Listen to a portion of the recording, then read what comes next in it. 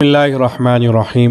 Social media پر شیخ عبدالرحمن سدیس کی ایک video بہت زیادہ شیئر کی جا رہی ہے اور یہ کہہ کر شیئر کی جا رہی ہے کہ امام کعبہ عبدالرحمن السدیس کا فتویٰ غزہ کی جنگ فتنہ و فساد ہے، تمام مسلمان اس سے دور رہیں، مسلمانوں پر اپنے حکمرانوں یعنی بادشاہ محمد بن سلمان کی پیروی ضروری اور لازمی ہے۔ ایسا ہی نہیں ہے کہ صرف اس ویڈیو کو واٹس ایپ وغیرہ پر شیئر کیا گیا ہو، بلکہ بعض بڑے نیوز چینلوں نے بھی اس کو شیئر کیا اور بہت سے حضرات اس ویڈیو کو لے کر یوٹیوب پر تبصرے بھی کر رہے ہیں۔ لیکن بہت سے حضرات کے علم میں جب یہ بات آئی کہ در حقیقت یہ ویڈیو فیک ہے اور اس میں کاٹ چھانٹ کی گئی ہے، تو بہت سے نیوز چینلوں نے اسے ڈیلیٹ کر دیا اور اعتراف کیا کہ ان سے غلطی ہوئی ہے۔ لیکن آئیے دیکھتے ہیں کہ اصل شیخ نے کیا کہا ہے۔ یہ ویڈیو 8 نومبر کی ہے۔ اسے سعودی عرب کے آفیشیل پیج ریاست الشؤون الدینیہ بالمسجد الحرام والمسجد النبوی، یہ جو ٹویٹر پر پیج ہے وہاں اس کو شیئر کیا گیا تھا۔ شیخ سدیس خانہ کعبہ کے پاس مسجد حرام میں بیٹھے ہوئے ہیں۔ وہ اپنی گفتگو کا آغاز اس طرح سے کر رہے ہیں: بھائیوں، آپ جانتے ہیں کہ فلسطین میں ہمارے بھائیوں کے ساتھ کیا ہوا۔ ہمیں چاہیے کہ ہم ان کے لیے دعا کریں اور ان کے ساتھ کھڑے ہوں، جیسا کہ یہ سعودی عرب کی حکومت ان کے ساتھ کھڑی ہے اور دیگر بہت سے مسلم ممالک الحمدللہ ان کے ساتھ کھڑے ہیں۔ غزہ اور فلسطین کے مسلمانوں اور مسجد اقصیٰ کے لیے دعا کرتے ہوئے اور وہاں کے ظالموں کو بد دعا دیتے ہوئے کہتے ہیں کہ ہمارے لیے ضروری ہے کہ ہم فلسطین کے مسلمانوں کے ساتھ کھڑے ہوں اور ان کوششوں کی حمایت کریں جو ہمارے حکام کی جانب سے ہو رہی ہیں کہ وہ اللہ کے راستے میں خرچ کرتے ہیں۔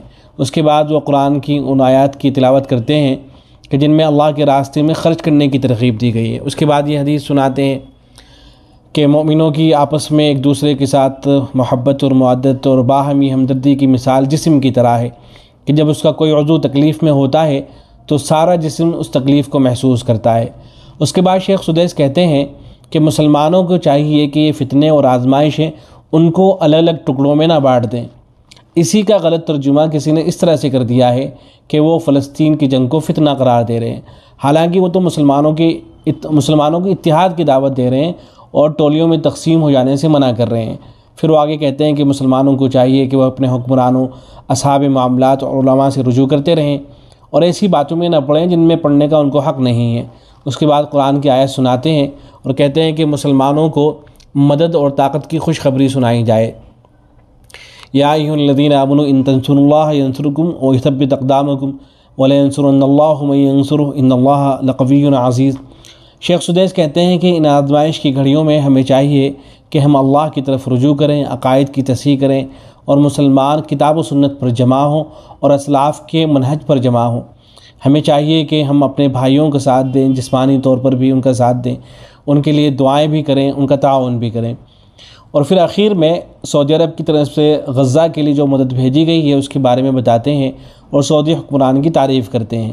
یہ ان کی گفتگو کا خلاصہ ہے۔ انہوں نے اپنی ساری گفتگو میں کہیں بھی فلسطین کی جنگ کو فتنہ نہیں کہا ہے، اس لیے اس ویڈیو کو آدھا کاٹ کر اس کا غلط ترجمہ کر کے جو شیئر کیا جا رہا ہے وہ بالکل بھی صحیح نہیں ہے۔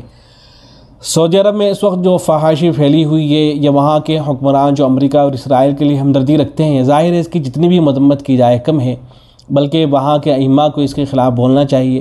لیکن اس کا مطلب یہ بھی نہیں ہے کہ امام حرم کی طرف یا کسی کی بھی طرف بھی ایسی بات منسوب کی جائے جو اس نے نہ کہی ہو۔ نہ اس کی شریعت میں اجازت ہے، نہ عقل سے صحیح ٹھہراتی ہے اور نہ کسی مسلمان کو یہ زیب دیتا ہے کہ وہ ایسی غلط حرکت کرے۔ اس لیے اس ویڈیو کو ہرگز شیئر نہ کیا جائے۔ السلام علیکم ورحمۃ اللہ۔